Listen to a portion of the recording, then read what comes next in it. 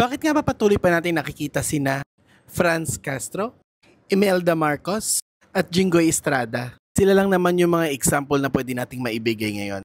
Nabalitaan nga naman natin na sila ay may mga kaso sa Supreme Court. Malamang sa malamang, inacquire nila yung bail pending appeal na malamang nasasaklaw ng Article 114 Section 5 ng Revised Supreme Court Law na nagsasabi na ang convicted person ay pwede mag-apply ng bail pending appeal at habang naghihintay sila ng final verdict ng kaso nila, pwede sila makapagpiyansa or makapag-bail. Provided that wala silang risk to fly out of Philippines. Hindi rin dapat maulit yung crime na ginawa nila or hindi sila nakapag-away sa loob ng prison. Basta yung bagang hindi pa ulit-ulit yung krimen nila, yan, qualified sila sa ganyan. At ang importante sa lahat, hindi sila nahatulan ng kamatayan sa nauna nilang hatol.